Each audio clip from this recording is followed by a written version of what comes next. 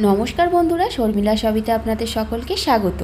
आमरा बाजार थेके लाउ किने आनले साधारणत लाउ चिंगड़ी, लाउ घंट, लाउ डाल इत्यादि एई सबई बानिये थाकि, किन्तु लाउएर खोसाटा आमरा बेशिरभाग मानुष फेले दिई।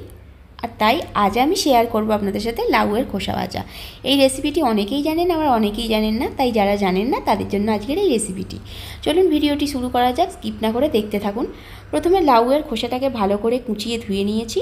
তারপরে এখানে কড়া গরম হয়ে যেতে দিয়ে দিলাম বেশ খানিকটা সাদা তেল। আপনারা রান্নাটা সরষের তেলেও করতে পারেন। এরপর তেলের মধ্যে দিয়ে দিলাম একটা শুকনো লঙ্কা আর দিয়ে দিলাম সামান্য পরিমাণে একটু কালো জিরে। এরপর দিয়ে দেব লাউয়ের খোসা কুচি দিয়ে। আমি এখানে এইভাবে লাউয়ের খোসাগুলো কুচো করে নিয়েছি, আপনারা চাইলে লম্বা লম্বা করে কুচি করে নিতে পারেন।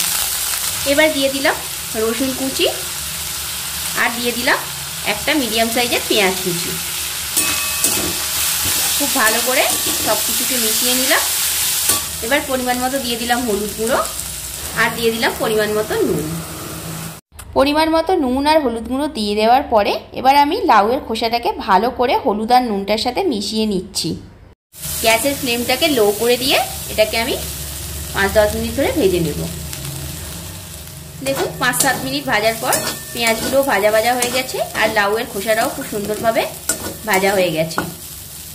আপনারা কিন্তু চাইলে এখানে ছোট ছোট করে কুচিয়ে কুচিয়ে আলুও দিতে পারেন। আমি এখানে আলু ব্যবহার করব না, তাই শুধু লাউয়ের খোসাটাই এখানে ব্যবহার করেছি।